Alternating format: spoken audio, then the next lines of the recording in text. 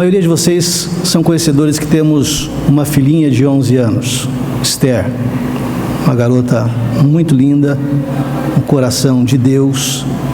Em uma de nossas muitas viagens, ela teve um acidente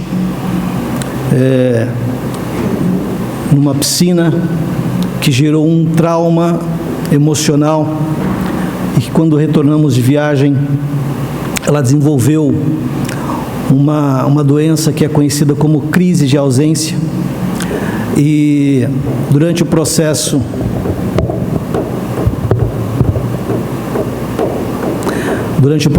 de busca desse tratamento, fomos a vários especialistas, e uma destas quis entrar com uma medicação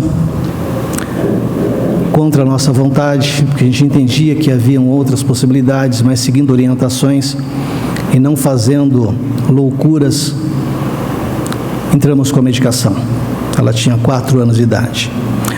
Morávamos num bairro da Vila Maria ali, distância uns 15 minutos de carro de um hospital mais próximo. E na primeira vez que demos essa medicação a ela, essa medicação desencadeou uma reação e ela teve uma parada cardíaca dentro de casa. Não conheço absolutamente nada das questões de ressuscitação. Tudo que conhecia à época era de assistir programas ou pequenas chamadas em telejornais que estão sempre trabalhando nessas questões. Quando vimos, eu e minha esposa, que o coração dela parou,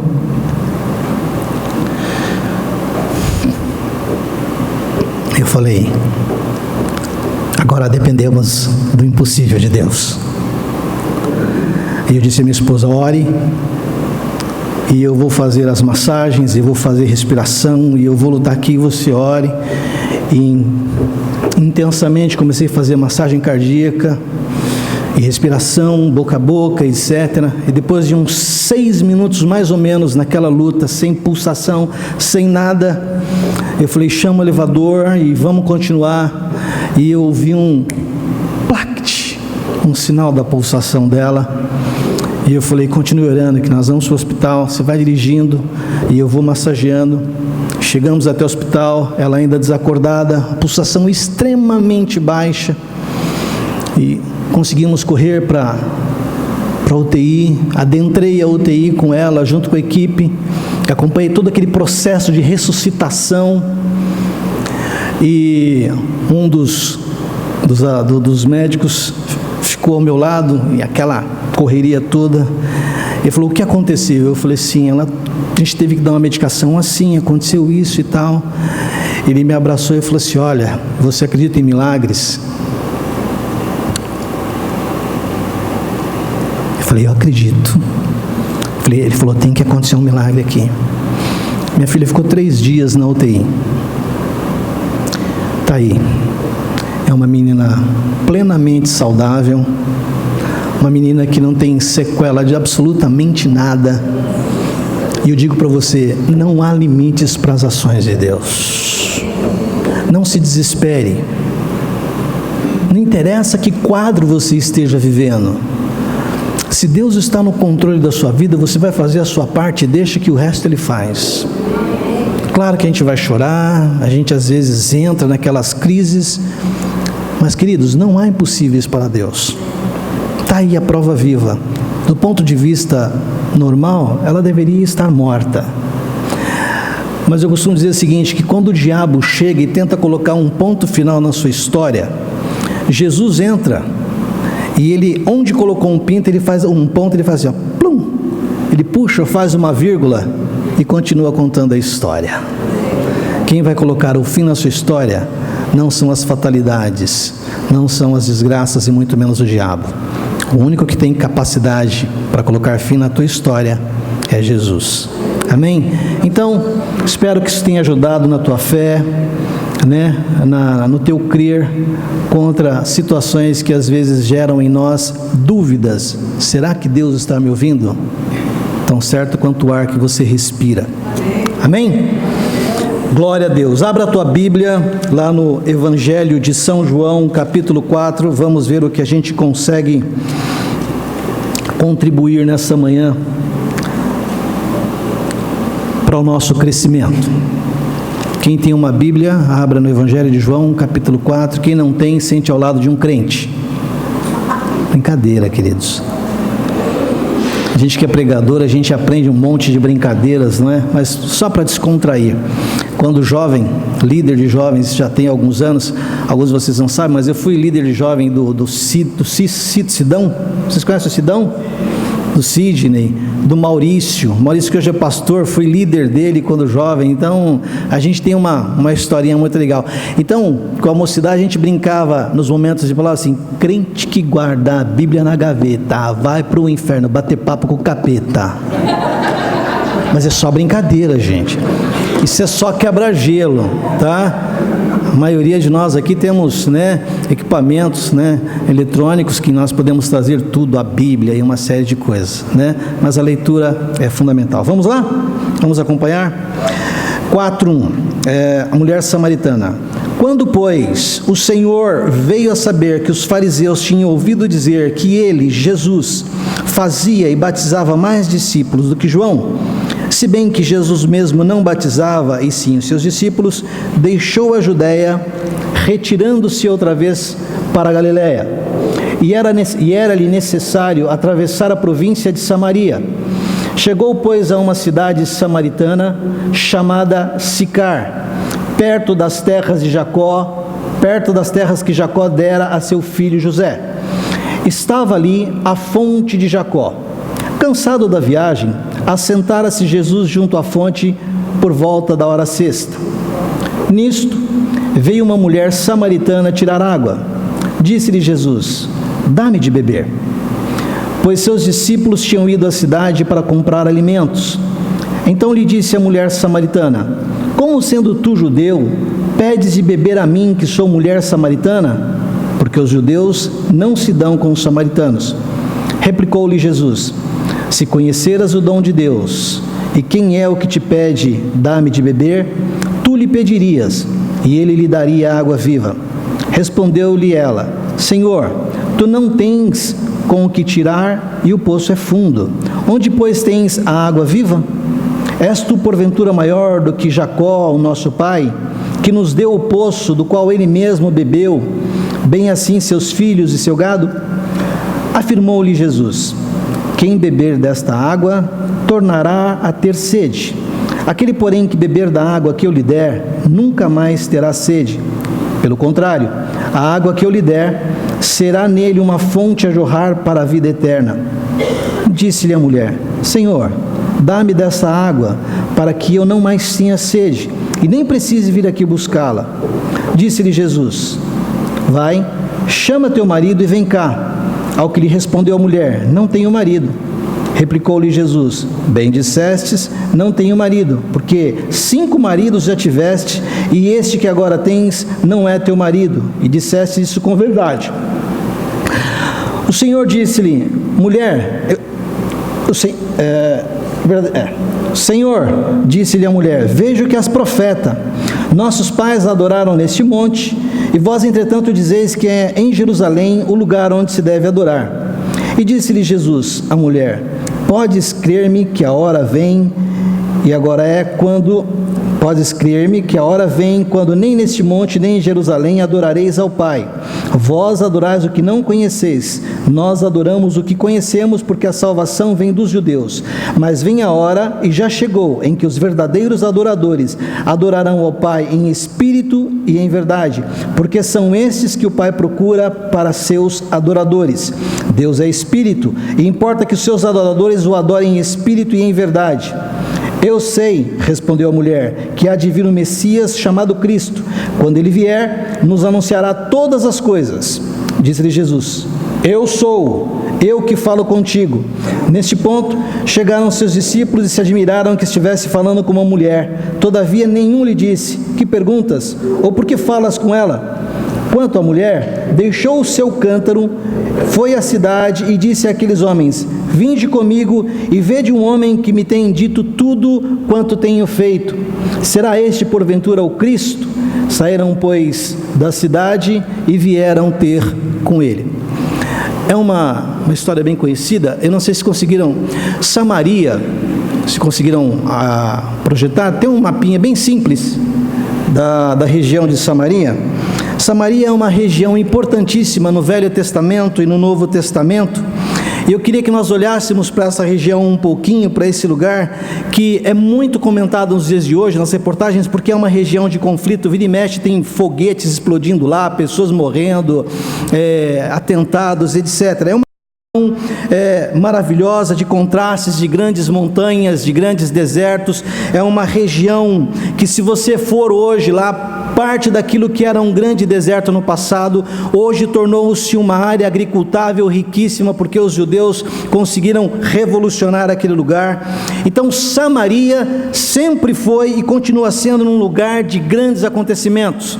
Foi palco de peregrinações dos nossos patriarcas. Abraão passou por ali, os patriarcas passaram por ali, né? Ele foi guiado por Deus para aquela região, e quando chegou ali num determinado momento, Deus o leva até um alto monte, para que ele pudesse ter uma visão maravilhosa daquelas terras que um dia ele herdaria, e não só ele, mas também os seus filhos. Mas o que é significativo, o que é importante para nós nesta observação, é que esse lugar por onde Abraão passou, por onde os patriarcas passaram, é um caminho muito especial, não só para eles, mas para muitas outras pessoas que tiveram uma história legal com Deus na Bíblia. Olhando para esse lugar, para aqueles dois montes ali, de um lado Ebal, do outro Gerizim, não é? Tem um vale, um V de vale, e ali naquele vale tem uma cidade que se chama Sicar, onde tem o poço de Jacó, onde Abraão passou, onde Isaac habitou, onde Jacó, a sua esposa, seus filhos, seus servos e seus animais viveram ali, se alimentaram ali durante muitos e muitos anos. Esse também foi um lugar por onde Josué passou, quando voltava já, né, das peregrinações pelo deserto, e chegando naquela região ali, depois de cruzar todos aqueles momentos de dificuldades, aqueles vales, por ali ainda é possível nos dias de hoje encontrar resquícios dos altares que Josué ergueu ali para fazer sacrifícios e para adorar ao Senhor. Então, portanto, é um lugar que tem muita história. Então Samaria é um lugar que concentra uma boa parte da história, não só do povo do judeu, mas uma parte da história que muda a história de todos nós. Por isso eu gostaria que nós olhássemos para isso de maneira um pouquinho mais interessante. Para nós cristãos, o que tem a ver isso? Porque também por ali passou Jesus. Quando a gente lê essa história aqui, Jesus está na Judéia, então ele está ao sul e ele está indo para o norte, para a Galiléia. Então ele teria que passar por esse caminho, ele teria que passar por esse vale, ele teria que passar por essa cidadezinha, e é exatamente esta cidade, é exatamente esta mulher que está ali naquela cidade, que vai ser o centro da nossa conversa nesta manhã. Como lemos aqui, Jesus está passando por ali, está cansado, e você vai ler poucas vezes que Jesus está cansado de alguma coisa. Ele está cansado, se aproxima do poço, senta, está ali descansando. Os discípulos vão até a cidade para comprar mantimentos, e de repente se aproxima dele quem? Uma mulher, veio retirar água, e ele, como estrangeiro, está ali sentado observando aquela situação. Ele tem sede, e ela está retirando água, e claro que ela devia ter toda uma estrutura local para poder retirar aquela água. Ele está observando, ele vê que ela retira água, ele está com sede, ele fala: mulher, dá-me de beber. Ela acha aquilo muito estranho, primeiro porque ele é homem, segundo porque ela é mulher, e porque os judeus não se dão com os samaritanos, e segundo porque eles estão num lugar meio isolado, propício para muitas coisas, menos para um diálogo inocente. Ela acha tudo aquilo estranho e pergunta: como tu, sendo judeu, me pedes a mim de beber? E Jesus responde: se tu conheceras os dons de Deus e quem é o que te pede água, tu lhe pedirias e ele lhe daria o quê? Água viva. Inicia-se um diálogo, a conversa vai se desenrolando e ela se confessa estar sedenta, porque a história mostra que ela tinha conhecimento das promessas, da vinda de um Messias, da vinda de um Redentor. A coisa vai andando, Jesus começa a mergulhar no coração, na alma daquela mulher e começa a mexer nas suas intimidades. E aí ele diz para ela: vai até a cidade, chama teu marido e vem aqui. Ele queria trabalhar um pouquinho mais, e aí ela responde: Senhor, não tenho marido. E ele responde: dissestes bem, não tens marido, porque tivestes 5 maridos, e o que agora tens não é teu.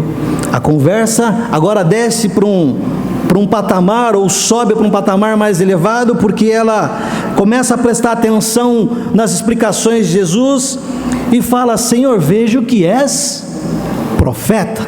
Isso demonstra que ela tinha algum conhecimento da história, tinha sede espiritual, tinha uma ansiedade de aguardar um Messias, um Redentor, e está vendo aqui: acho que o Senhor é profeta, e os nossos pais adoraram nesse monte, e vocês dizem que é em Jerusalém. Aí Jesus começa a dar toda aquela explicação que nós já lemos aqui. Ela está prestando atenção àquilo, e ao final, em perplexidade, crendo naquelas palavras, ela deixa o seu cântaro ali, corre para a cidade e começa a contar para todas as pessoas com quem ela encontra, que ela tivera um encontro com um homem, mas não segundo aquilo que era comum no seu dia a dia, mas ela começa a falar: encontrei um homem que falou tudo acerca da minha vida, um homem que tem algo de diferente. Será que porventura ele não é o Messias? Será que ele não é o Salvador do mundo? Que encontro tremendo. O que eu acho legal aqui, logo em seguida a esse ato, a essa atitude dela de sair contando para a cidade que tinha tido um encontro diferente com um homem, Jesus vai ficar naquela cidade 2 dias. Não sei por que razão, mas ele resolveu ficar naquela cidade 2 dias, e aquela cidade nunca mais foi a mesma, porque Jesus ficou ali 2 dias entre eles, e eles puderam ouvir a palavra da palavra. Eles puderam ter contato com a palavra encarnada, eles puderam ter contato com a palavra humanizadamente divina e divinamente humana.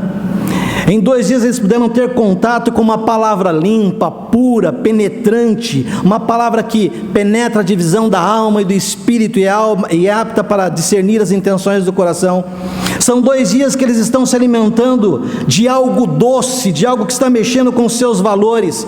Eles estão se alimentando da água da vida. 2 dias. 2 dias de privilégio, ouvindo e sendo iluminados pela palavra de Deus através do Cristo, do Messias. 2 dias e tudo na existência daquelas pessoas começa a tomar um contorno, começa a mudar.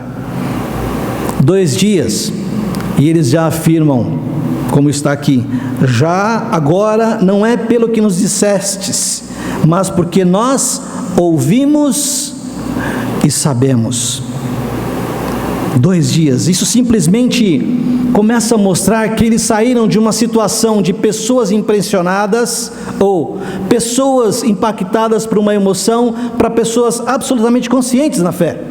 Eles começam a dar pistas de que eles já começam a andar com as próprias pernas, começam a ter percepção e discernir por si mesmos que Jesus era aquele, em apenas 2 dias. Quando eu começo a ler isso e começo a mergulhar nisso, de verdade eu começo a me preocupar, de verdade eu começo às vezes até a me assustar, e partilho isso dentro da minha casa, porque no dia a dia, na nossa caminhada, não só enquanto pastores, enquanto líderes, normalmente a gente encontra tudo muito diferente. A gente encontra pessoas sempre dependentes da fé de terceiros. A gente encontra pessoas sempre dependentes de testemunhos de outros para alimentarem a sua fé. A gente encontra pessoas sempre dependentes de milagres na vida dos outros para que elas se fortaleçam, quando elas nunca são milagres e nem testemunhos para os outros. Eu me assusto e me preocupo, porque vejo pessoas eternamente dependentes de campanhas, dependente de bugigangas, dependente de loucuras ditas em nome de Jesus. Vejo que são pessoas que só sabem de Deus por terceiros, que têm informações de Deus por terceiros, mas não porque elas mesmas conhecem para si e por si. Porque quando você conhece a Deus para si e por si mesmo, de fato você entendeu a palavra e você logo começa a colocá-la em prática. Quando você tem um encontro real com o Senhor, mudanças profundas começam a acontecer na sua vida, isso é inevitável. Poderia aqui abrir um parênteses muito rápido. Esse homem que vocês veem aqui, que sou extremamente chorão, sou uma manteiga derretida, me emociono com grande facilidade, choro com extrema facilidade, me compadeço com muita facilidade, mas já fui muito violento. Dos 14 aos 23, nunca deixei um dia de andar armado. Não levava desaforo para casa. Até um dia que resolvi que eu precisava buscar alguma coisa diferente. Saí de uma missa, descontente, era véspera de feriado, estava passando em frente a uma igreja Assembleia de Deus e falei, eu vou entrar aqui, vamos ver o que vai acontecer. E o que eu me lembro é que estava ajoelhado no altar, reconhecendo Jesus como meu Senhor e Salvador. Daquele dia em diante, eu nunca mais fui o mesmo. Nunca mais andei armado. Nunca mais briguei na minha vida. Nunca mais me envolvi em encrencas. Até me lembro de um detalhe, que voltando para casa com a minha esposa, uma perua bateu no nosso carro, e o cara acho que bateu de propósito, porque estava bêbado, sei lá, e já desceu gritando do carro, não vou pagar, não estou aí. Sabe aquele velho homem que dá aquela piscada assim, quebra ele, negão. Quando eu senti isso subir no meu coração, eu me joguei de joelhos na calçada, e falei, Deus, eu não sou mais aquele. E o cara assustado, o quê? E resolvemos a questão. Quando nós temos um encontro real com a palavra da vida, com a palavra da verdade, ela promove em nós transformações. Rosilinha, minha esposa, já disse que era uma pessoa que falava muito palavrão. No dia que Jesus entrou na vida dela, ela nunca mais falou. É esse encontro, é essa junção entre a vida e a expectativa de encontrar vida que promove em nós isto. O que eu tenho visto nos dias de hoje é que o poço está virando uma igreja, templo de saudade, memorial do que se sabe, que já não se, do que se soube que não se sabe mais. Já está se tornando um lugar de ludibrio, de negócios, negócios complicadíssimos em nome de Deus, que já não promove mais as transformações, que tem trazido uma água para beber, que eu posso dizer que Jesus nem mais dessa água quer beber, e sobre tal água ele diz, não é fria e nem quente, és morna, é porque és morna, estou a ponto de vomitar-te da minha boca. Por que eu estou dizendo isso nesta manhã? Porque Samaria, esse lugar, era o centro da espiritualidade do povo judeu. Abraão passou por ali, os patriarcas passaram por ali, Jesus passou por ali e mitigou sede de uma mulher. Ali aconteceu um encontro que mudou a história e se tornou realidade de sede para toda a humanidade. Esse quadro se tornou uma referência de sede de Deus para toda a humanidade. Ali aconteceu um dos encontros que são um dos mais conhecidos dentro das igrejas e divulgados, e que buscava saciar a sua sede em vários poços. E eu, como um prestador de serviços, junto com a minha esposa, sempre ali jogando uma sementinha. E trabalhar nesse ambiente não é uma situação muito fácil. Parece ser bonito, mas é uma situação de extrema pressão, onde não há margem para erros, não há tolerância para erros. E numa determinada tarde lá em Interlagos, depois de uma reunião, paramos num determinado lugar para conversarmos, eu e ele, discutirmos algumas coisas, e a uns 50 metros tinha uma equipe fazendo limpeza naqueles banheiros químicos. Aquilo é um horror, gente. Quem já teve que usar banheiro químico sabe do que eu estou falando. Usar já é complicado, imagine limpar. E aí estava lá um rapaz lavando aquilo, mas assim, mergulhado mesmo. E ele conversando comigo, lamentando: Laudo, eu não sei se vale a pena todo esse meu esforço. Eu não sei se vale a pena me dedicar tanto. Eu não estou aguentando mais a pressão. Acho que vai ser meu último ano, porque eu não vejo o porquê nem de estar aqui. Aproveitei a porta aberta, né? Empurrei mais um bocadinho e caí para dentro. Eu falei: Marco, você está vendo aquele rapaz que está ali, ó, lavando aquele banheiro químico? Você sabia que você é responsável para que ele possa levar o pão nosso de cada dia para casa? Você sabia que depois que terminar isso aqui, ele vai chegar em casa cansado e vai ter um filho esperando por ele, e ele vai poder comprar o alimento, ele vai poder comprar um brinquedinho para o filho dele? Você sabia que, como ele, existem milhares de outras pessoas que estão aqui porque você está abrindo o caminho, você está facilitando?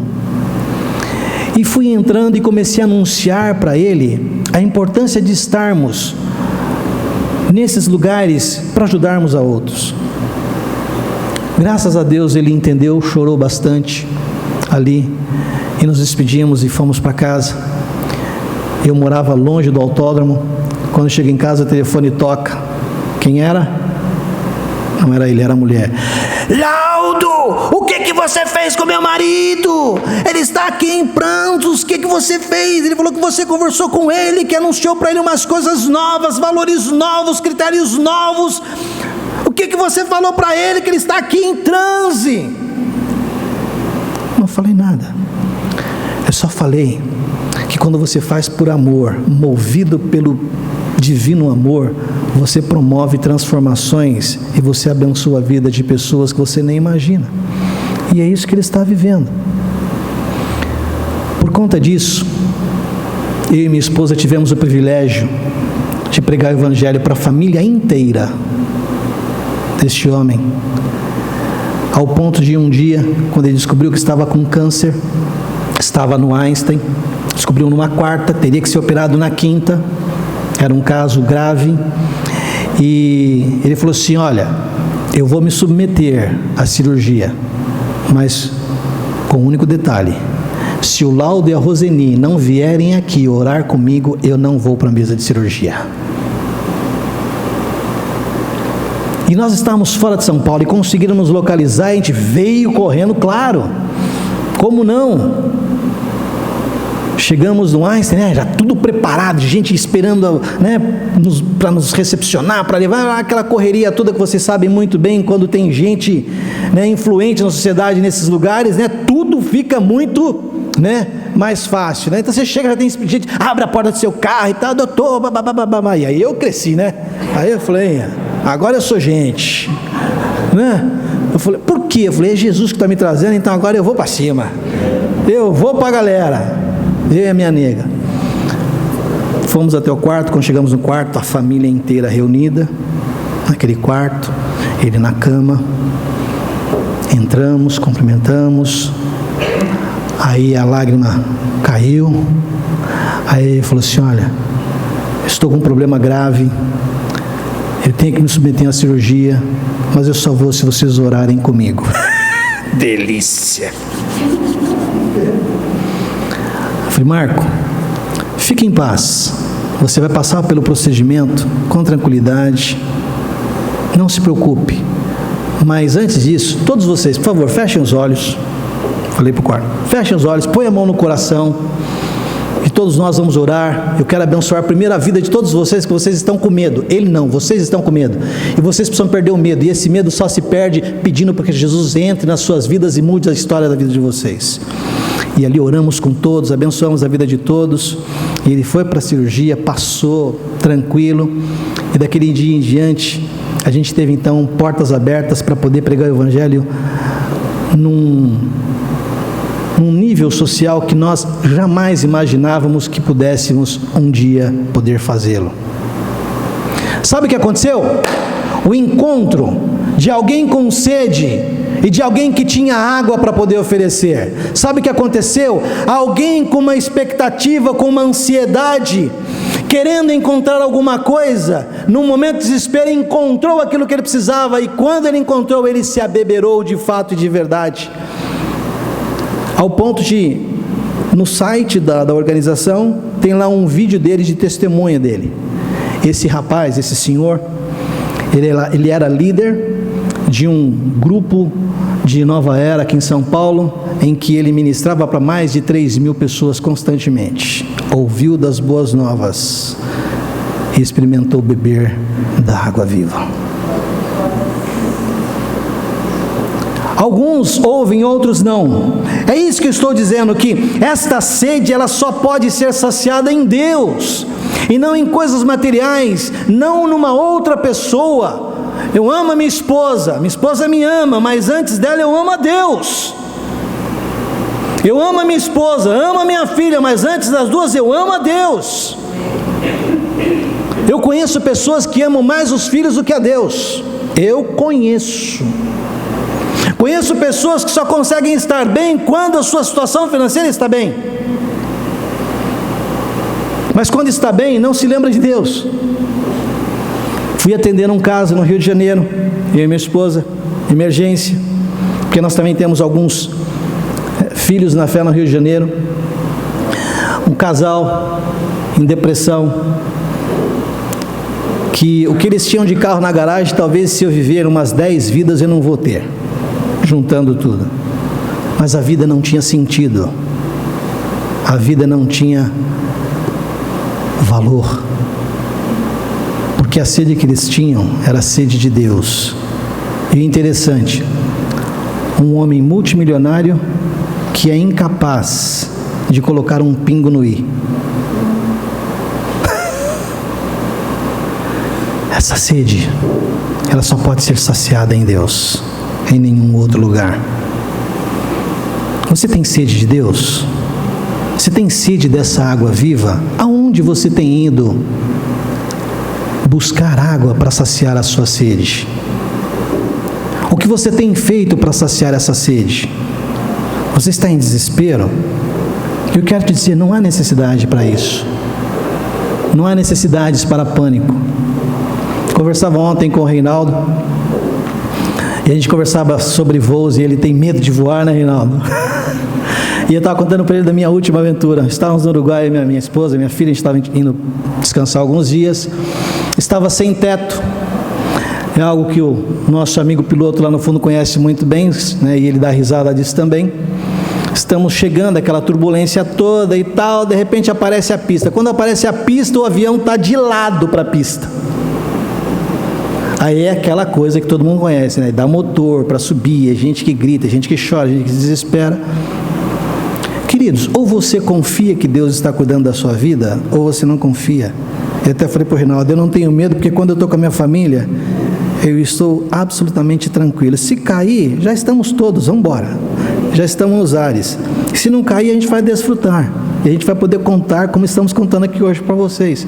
Mas eu não posso entrar em desespero. Ou eu creio, ou eu não creio. Ou eu tenho absoluta convicção de que Deus está cuidando da minha vida, ou eu não tenho essa convicção. Ou eu tenho a convicção de que Deus vai suprir as minhas necessidades, ou eu não tenho essa convicção. Não me interessa qual vai ser o período, não me interessa como isso se dará. O que me importa é que eu sei que Ele o fará. Vou abrir mais um parênteses aqui para vocês, para edificar a vida de vocês com relação à fé. Cheguei em São Paulo em 1976, fui morar num barraco de madeira às margens da Via Dutra, ali no Parque Novo Mundo. Eu, minhas 3 irmãs e meu irmão. Durante mais ou menos uns 8 anos, a nossa alimentação e as nossas vestimentas, elas só eram supridas porque nós saímos à noite para recolher resto de comida nas latas de lixo que as pessoas jogavam. Durante mais ou menos uns 8 anos. Por que eu estou dizendo isso para vocês? Porque eu tinha todos os motivos para poder me desesperar, para poder dizer que Deus não me ama, meus pais nos abandonaram, né? Ninguém nos ama, ninguém nos quer, ninguém nos chama de meu amor. Nós tínhamos todos os motivos para entrar nas drogas, na prostituição, para se perder, mas não. Aleluia. Temos as benditas latinhas colocadas todas as noites para poder recolhermos a nossa porção. Glória a Deus. Quanta pizza eu comi. Quanto restinho de macarrão abençoado comi, quanto restinho de frango comi. E eu estou dizendo isso porque eu sabia que Deus tinha algo para mim, algo melhor. O que eu precisava era entender o porquê que eu estava passando por aquilo. E por que eu estou dizendo isso para vocês? Porque aquilo me ensinou a valorizar muitas coisas que hoje eu tenho com grande facilidade. Passar por dificuldades, passar por situações de aperto não significa o fim, é vírgula, a história continua. A minha sede foi saciada em Deus. Os meus pais nos abandonou quando éramos muito crianças, 6, 7 anos de idade. Todas as possibilidades para se perder. Os cinco, irmãos, o piorzinho sou eu. Dos 5, sem pai, sem mãe, na cidade de São Paulo hoje, o piorzinho deles sou eu. Bem casado, tenho minhas coisinhas, tenho meu trabalhozinho. O que é isso, senão essa água viva, que veio de encontro às nossas necessidades e supriu todas as nossas necessidades? Não há motivo para se desesperar, não há motivo para achar que não vai acontecer. E isso não dói. No Antigo Testamento, um pouco antes da vinda de Jesus, a vida dos patriarcas, elas eram mensuradas pelo número de poços que eles tinham. Dependendo do patrimônio que eles tivessem, eles dependiam de poços para poder até dar suprimento para aquilo que eles tinham enquanto provisão, enquanto fazenda. A Bíblia fala que Abraão, quando recebeu a chamada de Deus para passar por esse caminho, Deus o abençoava em tudo que ele fazia. Está na história. O seu filho Isaque era abençoado em tudo que ele fazia, ele prosperava mesmo no período de escassez. Deus abençoava aquele homem. E o detalhe é que o fato dele ser abençoado mesmo nos momentos de escassez, isso provocava inveja em algumas pessoas, ou melhor, em muitas pessoas. Ele não olhava para as circunstâncias, mas ele se apropriava das verdades divinas que o seu pai tinha colocado no seu coração, que Deus era capaz de prover todas as suas necessidades. E eu queria caminhar para o encerramento dessa mensagem, dizendo para você algumas coisas que são fundamentais, para que você possa levar para a sua vida, para a sua casa, como referência de que não é necessário aceitar o momento de dificuldade como um ponto final. Isaque foi um homem que cavou poços. O primeiro poço que ele cavou está lá em Gênesis 26, 18. E tornou Isaque a abrir poços, e cavaram nos dias de Abraão, seu pai. Mas foram lá os filisteus e entulharam o poço. O primeiro poço que ele abriu, vieram lá os contrários e entulhou o poço. Ele dependia do poço, ele tinha gado, ele tinha família, ele tinha filho, ele tinha uma série de coisas que dependia da água. Mas vem lá os miseráveis e entulham. Eu quero te dizer, presta atenção. Se entulharam os seus poços, se mataram os seus sonhos, se estão tentando colocar um ponto final na sua história, eu quero te dizer, não pare de cavar. É tempo de restaurar os seus poços. Não aceite ser entulhado. Não aceite. Cavou um segundo poço. Lá no verso 20, 19 e 20. E cavaram os servos de Isaque no vale e acharam um poço de água nascente. Mas os pastores de Gerar contenderam com os pastores de Isaque, dizendo: esta água é nossa. Tem muita gente vivendo aí de contenda em contenda. Não fique bebendo dessas águas de contenda. Não se permita ficar preso disputando por mazelas, por coisas bobas. Quando me casei, fui morar numa casa que era menor do que esse altar aqui. O teto era um palmo da minha cabeça. Foi um lugar que a minha sogrinha deixou para eu e minha esposa começarmos a nossa vida. Minha sogra faleceu e começa lá os irmãos da minha irmã, da minha esposa, querer se apoderar, mas essa parte da herança é nossa. Sabe o que nós fizemos? Adiós, amigo, estou de partida, me voy, pero Deus tem algo muito especial a mim. Abrimos mão de qualquer direito, não tínhamos absolutamente nada além de uma escortezinha que valia 18 mil à época.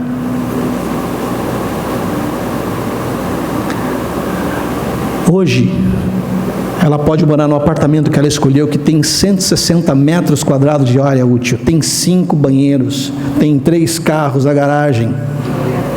Agora, não estou dizendo isso por ostentação, estou dizendo o seguinte: e se eu ficasse lá contendendo por causa daquela bobagem, eu não estaria vivendo aquilo que Deus tem para mim hoje.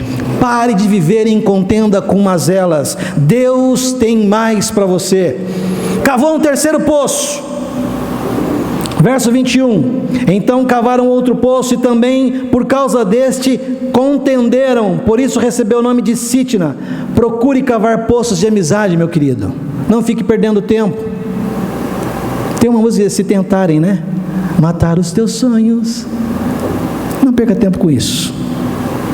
Vou abrir mais um parênteses para mais uma historinha aqui, que depois vocês podem pesquisar na internet, que eu sei que vai edificar a sua vida.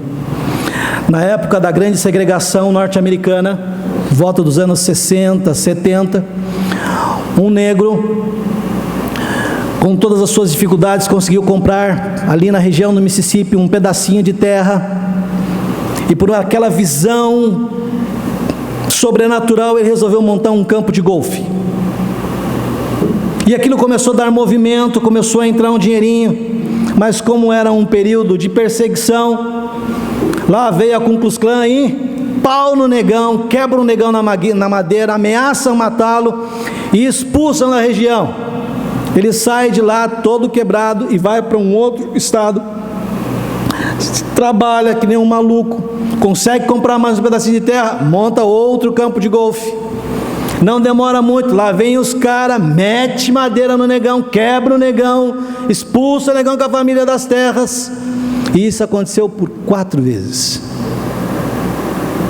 4 vezes. Na 5ª vez, não teve.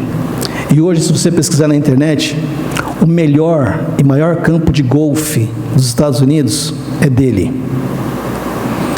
E a repórter que conversava com ele sobre isso perguntou: escuta, você conta dessa história, mas você não sente dor, você não fala de mágoa, como é que é sofrer tanto e conseguir e não ter raiva dessas pessoas? Sabe qual foi a resposta dele? Eu não posso perder e nem perdi tempo gastando energia com aquilo que não constrói. Às vezes a gente demanda energia para coisas que não tem a menor necessidade, carregando mazelas dentro de nós, e isso nos impede de avançar. 4º poço, estou acabando, faltam 5 minutos. Verso 22, partindo dali, cavou ainda outro poço, e como por este não contenderam, chamaram-lhe Rebote e disse: porque agora nos deu lugar o Senhor, e prosperaram na terra. No 4º poço, ele encontrou tranquilidade para poder alimentar os seus animais, sua família, a sua fazenda. Ele não desistiu, ele não parou, ele não ficou lamentando as perdas. E aí, por conta disso, eles cavaram um 5º poço, verso 32 e 33. Nesse mesmo dia vieram os servos de Isaque, dando-lhe a notícia do poço que tinham cavado, e lhe disseram: achamos água. E ao poço chamou-lhe Seba, porque isso é Berseba, é o nome daquela cidade até o dia de hoje. Sabe o que significa Berseba? Aliança, promessa, cumprimento. Sabe que nós temos que aprender nesta manhã com a história dessa mulher que teve esse encontro junto a um poço? É que nós não podemos desistir de buscar água. E o dia que encontrarmos, nós temos que abrir mão daquilo que parece ser a nossa fonte de suprimento e nos entregarmos totalmente a Ele. Dá para soltar a musiquinha? Presta atenção numa coisa. Você está lutando, eu estou lutando, e nós vamos continuar lutando. Mas quando chegarmos lá, sabe o que você vai poder dizer? Vamos ficar de pé. Quando chegar lá, sabe o que você vai dizer? Valeu a pena. Porque há caminhos que Deus estabelece nas nossas vidas que nós muitas vezes não entendemos. Mas os caminhos de Deus para a nossa vida são melhores do que qualquer um que a gente possa escolher. Sabe o que nós precisamos aprender? Confiar. Como disse o Daniel, eu vou descansar nele. Eu vou crer nele, porque eu sei que Ele tem o melhor para a minha vida, Ele tem o melhor para a minha casa. Não interessa em que estágio você esteja, Ele é capaz de vir de encontro a essas necessidades. E eu queria te convidar a olhar para dentro de si agora e sondar quais são os teus anseios. Qual é a sede que você tem? Onde é que você tem buscado saciar a sua sede?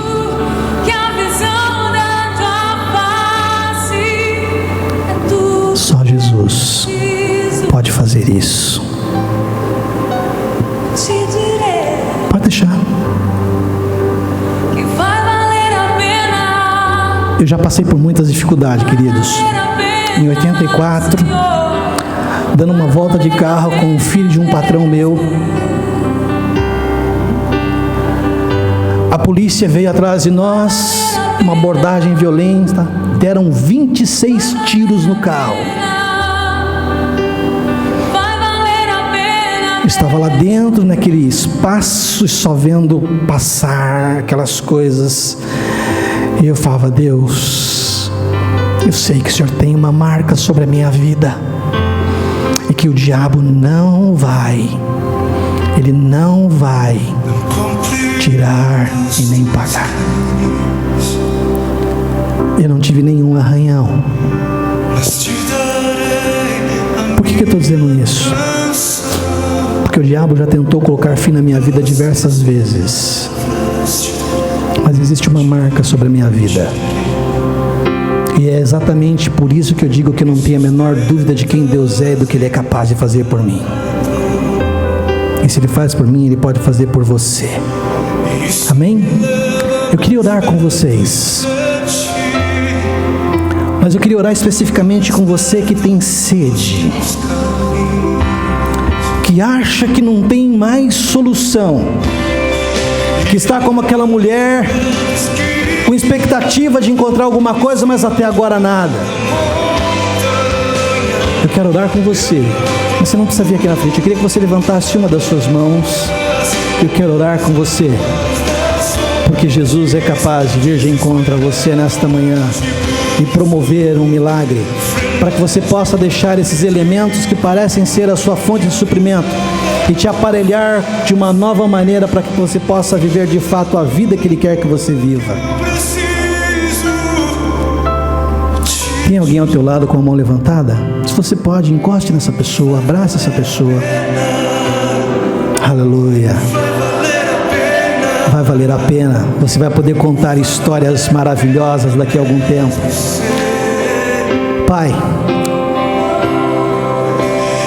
esse lugar especial chamado Samaria, que o Senhor escolheu para promover o encontro entre o teu filho e aquela que representa a sede da necessidade humana de Deus.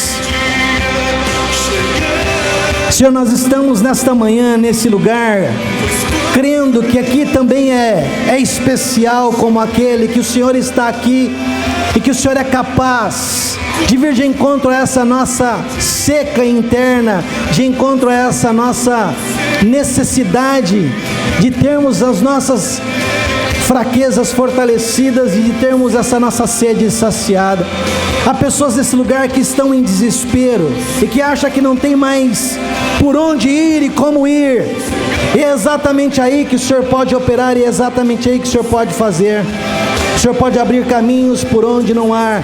O Senhor pode fazer milagres sobrenaturais, e nós não esperamos menos do que isso da tua parte. Senhor, olha para esses corações nesta manhã. Olha para estas vidas que estão colocando diante de Ti